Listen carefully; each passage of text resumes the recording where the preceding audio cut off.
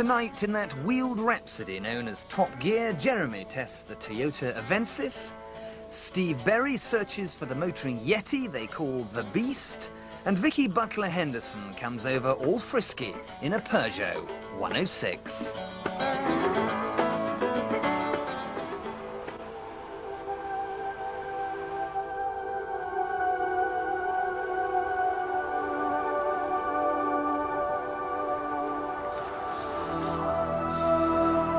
This is the Toyota Avensis something or other, which is built in Derby. It's available as a saloon, hatch or estate, and prices start at under £14,000. This CDX costs £18,300. There's a choice of engines too, which are carried over from the old Carina. This one has a lean burn 1.8, which can do 38 miles to the gallon. That's very good, but then this is not a fast car. It is a slow one. It is also dull to drive and dull to behold, despite the best efforts of those snazzy wheels and the sudden paintwork. There's really only one way to describe it. It is a car. If this were the only mid-range saloon that you could buy, then it would be fine. But it isn't. There are countless cars out there competing to relieve you of about £18,000. So which one's best? Now in this bracket, the only Audi A4 that you can have is the 1.6, and that isn't really enough, is it?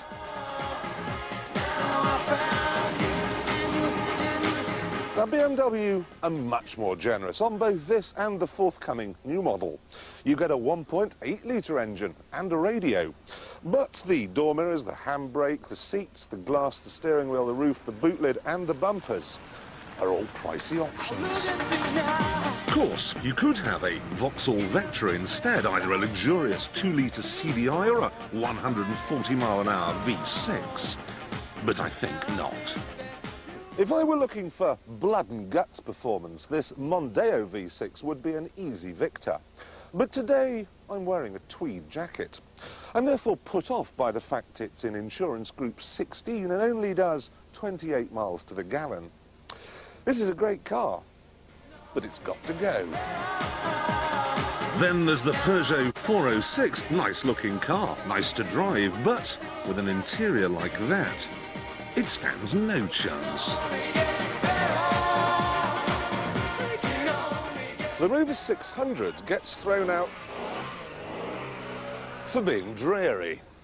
Actually, it needn't feel that bad because it's by no means the worst offender.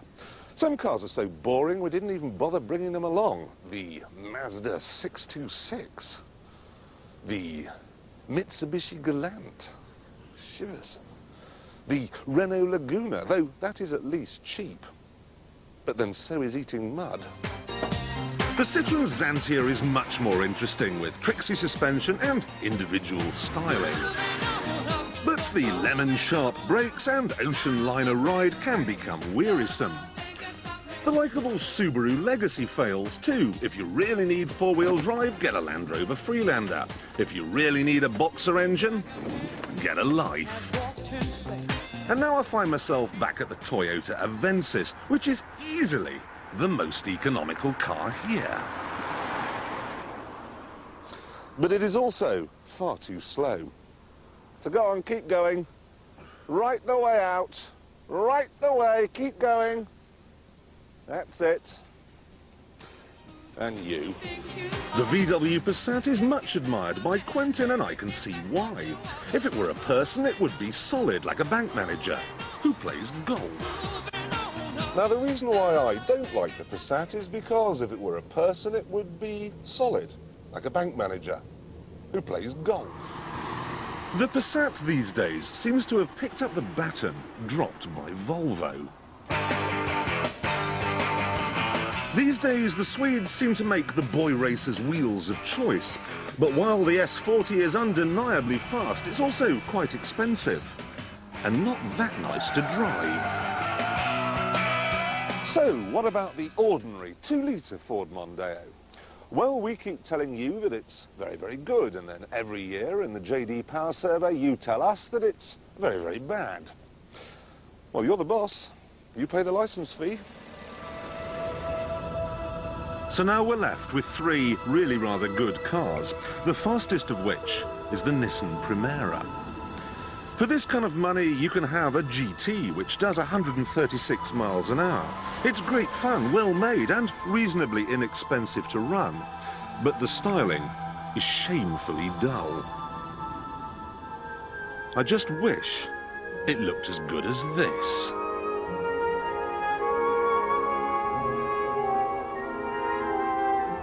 It's the new Alfa Romeo 156, and no arguments, please, it is the best-looking car here. And it's the same story on the inside. I mean, look at the way they've hidden the silver dials away down at the end of pods. There's a wooden steering wheel. Whoever designed this car had Castrol in his veins. He had a soul. He had passion. And then there's the handling. I mean, it's just stunning. And then you just bury the throttle. It's only a little 1.8-litre engine, but, oh, the noise, and it does 131 miles an hour. I love this car. I do, I love it. I'm going to elope with it. It is fantastic. If it were my money, I'd have the Alfa Romeo like a shot. But it's your money we're talking about here. And that's why the overall winner has to be the Honda Accord. It does 35 miles to the gallon. It's the cheapest car in this class to insure, and you'll never have to pay for repairs, partly because it has a 3-year warranty, and partly because these things never go wrong. It's also good-looking, spacious, and on top of all that, it's assembled in Britain. And there is an awful lot to assemble. I've got cruise control, air conditioning, an electric sunshine roof, 2 airbags, anti-lock brakes. This is not only the best equipped car we've seen all day, but at £16,700, by some considerable margin, it's also the cheapest. The only thing that's missing really is Honda's incredible VTEC engine. Still, this one does 124, and let's be honest, that is enough.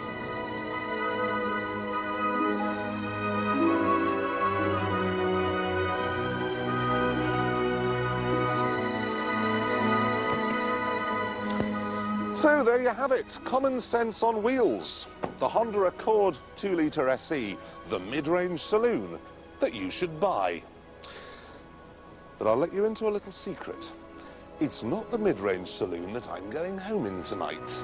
Romeo, Romeo, wherefore art thou?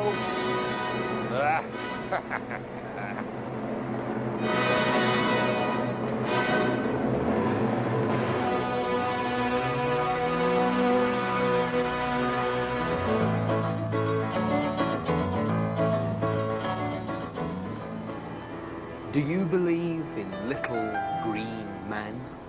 And do you also believe that there's a monster in Loch Ness and a beast on Bodmin Moor? You do? Good.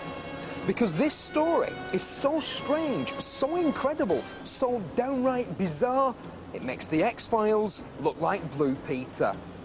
There'll be bluebirds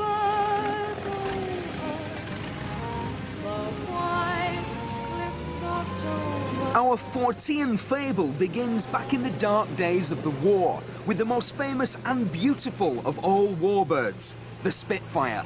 What made it such a sensation was its fabulous engine, 27 litres of supercharged Rolls-Royce V12, the Merlin. This charismatic engine ruled the skies for 2 decades. According to an Arthurian legend, in our hour of direst need, Merlin turned to save us. And in a way, he did. Fast forward to the 60s, an Epsom engineer, John Dodd, who was asked to build a gearbox for a very special car. A car with a Merlin engine. Paul Jameson, an engineer, built the car, had problems gearing it for the road, and that's when my dad got involved. He designed an automatic gearbox for it, and next thing he bought it off him as a rolling shell. We then took it down to Biggin Hill runway and got about 180 out of it, open cockpit, so that was quite exciting. And was in the Guinness Book of Records for being the most powerful car on the road at the time. And he used to do his testing out in Germany because of, you know, the speed limits on the old autobahns. And one day he passed this German baron in his Porsche, and next thing Rolls-Royce get a phone call from him saying, "I want your latest model." So that rather upset him a bit. This is the third incarnation of the car. That original body was destroyed in a fire, but the beast refused to die. And each time John Dodd rebuilt it, he replaced the Rolls-Royce grille with inevitable consequences. They summoned him to court, I'm afraid, but he decided to go to court in the beast itself, and he even contrived to break down in Fleet Street right in front of all the press offices so that they come down and take some nice shots of it. But unfortunately it led to them banning him from driving it again. Tribute to British engineering, and I feel that it's better than a Rolls-Royce, much better. Predictably, the judge was not amused. In fact, he accused John of having a cavalier attitude towards the whole proceedings. So, taking him at his word, the next day John arrived at court on a white horse. You think I'm kidding? I'm not. And things are about to get even weirder.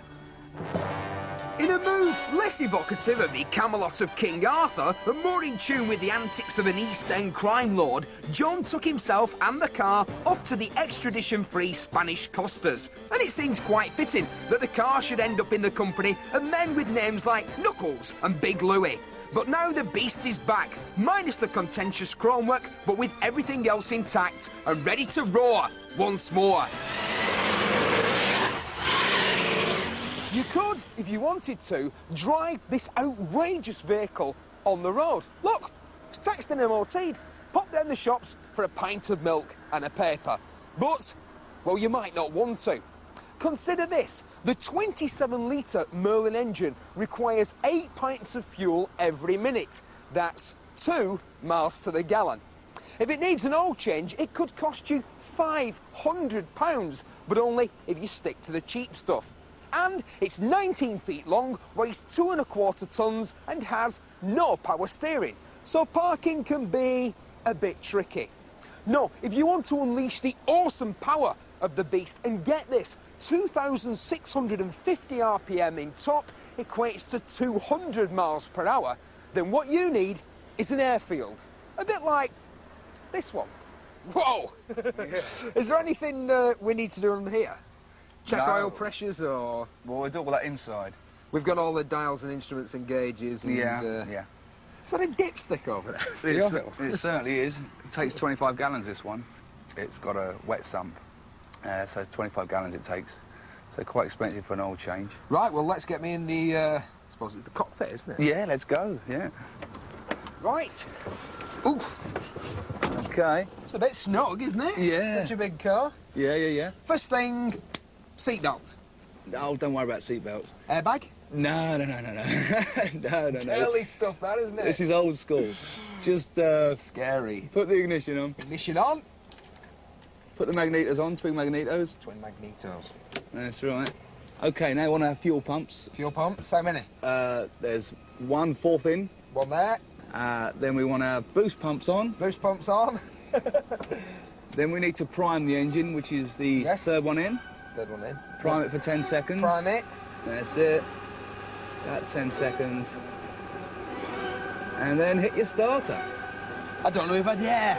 Yeah.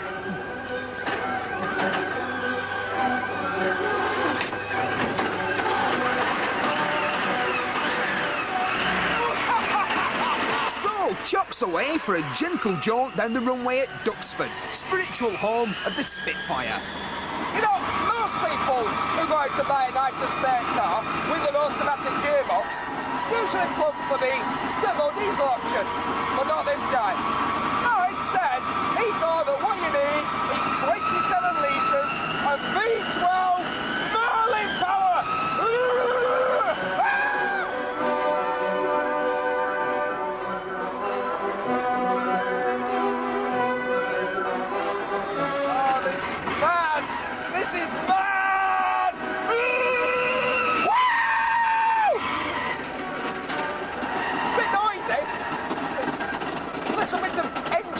engine tuning into the cabin.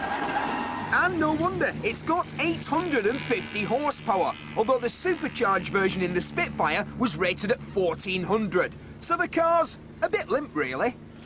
Great story, isn't it? A very British story. Some of it's even true. And of course, some of it isn't. Technically, it's not a Spitfire engine, and never was.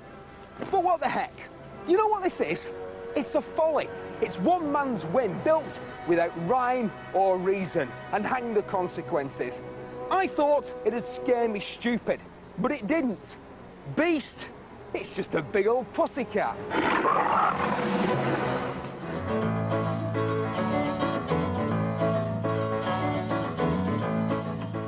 So, I'll get £5,000 on part exchange. My bank manager reckons I'm good for 4. Add my savings. Right, somewhere around the 10, 11 grand mark. I could be really sensible and go for Ford Escort. Or I could go for a bit of designer chic with a Fiat Bravo. Or I could have something that's small, attractive, and that would give me a stonking good time. The Peugeot 106 Rallye.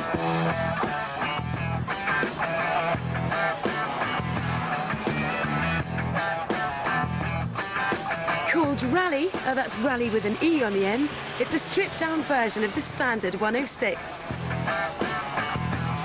If you want comfy and cosy, steer well clear. The Rallye is raw and functional. The stereo system is almost prehistoric. The windows are manual, there's no central locking, no airbag, and without power-assisted steering, turning this tiny thing takes a lot of effort, and I'm no wimp. Outside, the bumps and trims are discreet. You don't get shiny alloy wheels, just painted steel. Then they've even skimped on the Go Faster stripes. This car may only be wearing its underwear, but that way you can feel its muscles properly. The tuned 1.6 103 brake horsepower engine is really gutsy and quick through the gears. From a standing start, it'll reach 60 in just under a wonderfully noisy 10 seconds, but it needs a long stretch of tarmac to come to a halt. And there's no anti-lock, which is a shame when its big brother, the GTI, has such good anchors. It pulls as easily as Bill Clinton in every gear, but is much more competent in the handling department, and the steering becomes terrifically accurate once up to speed. Just as well, really, because if you go into a corner too quickly and lift off the gas, the tail will step out of line, though give it some welly and it should come back.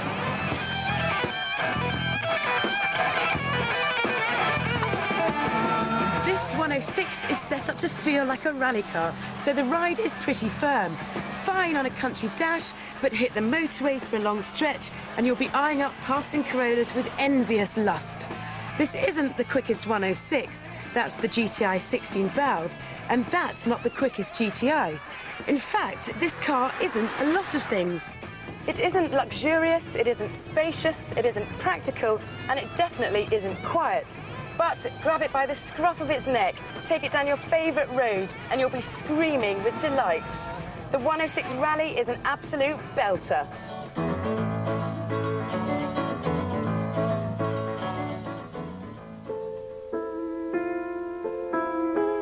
Thursday night, and the weekend is coming. Phew.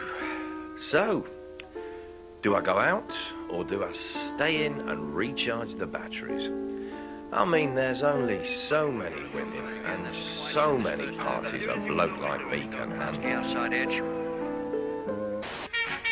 It's Can You Pullin' It with your genial host and ladies' man, Andy Wilman, and his lovely assistant, Amy Moore, and a bevy of beautiful motors. On the sofa, we've got Misty, an outdoors action girl. Loretta, a high-flying businesswoman. Imogen, a hard-living writer. Claire, a young bobbing type. And Mandy, a comedian who lives by her wits. 5 women who are going to look at 5 types of cars and help men answer once and for all that beef-on-the-bone question. Can you pull in it? First up on the stage is that macho monster from Munich, the BMW Z3.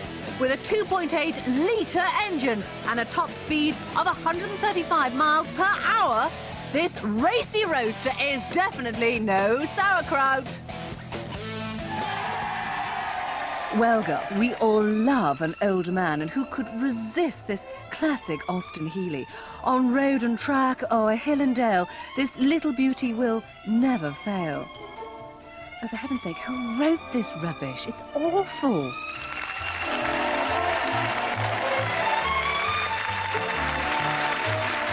So, lovely pair of motors. What do the ladies think? Let's start with the BMW. Imogen, first impressions. Well, I mean, it is quite a beautiful car, but my first impression of a man who'd be driving it would be quite a sort of sad man. Not gifted in the pants department, I don't think. I have to say I disagree a little bit, because I find it quite sexy, that car. It's meaty, it's powerful. Don't you think he's going to be a bit too brash, a bit too posy? Well, it is a flash car, but I think he's probably got good taste. It's a BMW. Good taste? What do you mean good taste? Yeah, it's technology. It's a vile red. At the end of the day, you think more of the car than you. You'd be too busy with his cars to have a good date with you. He's a poser with a paunch. I have had boyfriends with Beamers, and it is a sleek car. At least you'd reach your destination. Right, that's the BMW smeared over the pavement. Let's see if the Austin Healey fares any better. I really love that car. I think it's a very beautiful car, but unfortunately I think there'd be one of two types of men driving it. It would either be like, you know, a bloke that's got kind of real ale trapped in his beard, or it could be a sort of Terry Thomas. I can see him driving, pulling up and going, I say, ding dong, you know. It's probably the kind of car that uncle with a pipe and a tweed cap would take you out for the afternoon tea. Any man in there is going to be permanently in his boiler suit, caressing his chrome on a Saturday. This particular car is the sort of person that sort of tinkers around in the garden at weekends and touches up the woodwork on the house. You've all been out with them, haven't you? Yeah, I have actually. Don't you think, on the plus side, the guy might be romantic, you know? He might take you on a beautiful picnic once. But you'd have to make the picnic. Yeah. Would you get to drive it, do you think? Absolutely not. Well, thumbs down for the sports car drivers. Let's try something a little more gentle. The Ford car is as cute as Dudley Moore, the actor who's quite small. But you know what they say, sometimes the best things are small. And the man who drives this cuddly Ford might be the one to make you feel adored. How about this Spanish toy boy all the way from sunny Spain?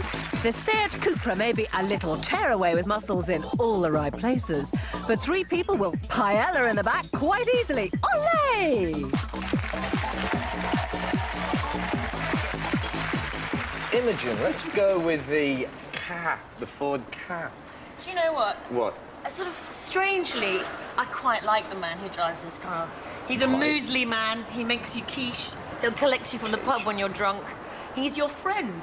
He'll cry during Rolf's Animal Hospital. He certainly will. If I saw a guy in this car, he was either borrowing it off his sister, or something, or perhaps his proper car was in the garage and he was just borrowing this for the day. I think the man that would drive this car would be very sad, very boring, not very exciting, not really the sort of bloke I'd like to go out on a date with, to be honest. I wouldn't be seen dead in it. Doesn't really do a lot for me. Babies in the back, well, nappies ain't my thing. I wouldn't want to be seen in that. If any of my friends saw me, I'd pretend like I was working for charity or something. Let's go over to the Ibiza Cupra Sport, the boy racer machine. I absolutely hate this car. I've never seen anything more Take your time. repellent Make your mind up. in my life. I would rather get herpes than sit in this car. It's the sort of car where you get the bloke in it and the stereo and the interior costs more than the car. That's all he's bothered about. I think the reason they have those big speakers and play that loud music because the girls that they get aren't capable of holding a conversation. When you're growing up, you want to go out, you know, 17, you see a, I don't know, Renault 5 Turbo, something like that, you go for it, and then you grow up. If I was seen in that, people would think I was joyriding. So, they don't want burnt rubber or cooked quiche. That leaves this. Here's something that's just a little bit country. But will the Wrangler Jeep make the birds go cheap? Saddle up, cowboy. Tonight you could be riding off into the sunset. Look, I'm sorry. This script is absolutely hopeless. Do you know, I really hate myself for liking this Tonka toy, but I do. I think, you know, it's the guy, it's the outdoors bloke with peach-perfect buttocks and pectorals in his pants. I can't decide. It's either a very physical guy or a bit of a caveman. I'm going to go for physical. He probably doesn't really off-road as such, but probably goes to the gym a lot, so yeah, I'd go for this. I don't care how sporty he is. I just think that he just wouldn't be my sort of guy at all. I've got to say I'm with you because I hate fit men, and there's a lot of us who do. 'Cause we've spent years perfecting the art of watching telly. I think they'd be very outgoing. He's a very outdoors sort of man, right up my street, definitely. He's chunky, it's physical, it smacks of stamina, and it can take you off the beaten track. That's the sort of cack they come out with on blind dates. Bottom line is, this car got the pulling power. Yeah. Well, if I had to go home with someone tonight, it's in that car. It's got muscle, definitely. Most definitely. Yeah. It's by far the best one. I don't know if it's pulling power, more of a tow rope. Well, we have a winner. The car with the most pulling power is the Wrangler Jeep. But remember also, guys, tonight the girls gave us fair warning. The sports cars are too much. They don't like the caveman flash. Oi, mustache. Come on, out. You're on the bus, mate. What they want is the gentler, more sensitive type. I think I've got it. You like that smell, babe? Like karate. I've just ordered 3 of these. I've just ordered 7. You need 7, of course. Oh, right, next week, Top Gear comes from here, the Geneva Motor Show, where we're going to be bringing you news of the Escort replacement, the Focus, which is astonishing. We've got the new Rolls-Royce Silver Seraph and the usual raft of stupid concept cars.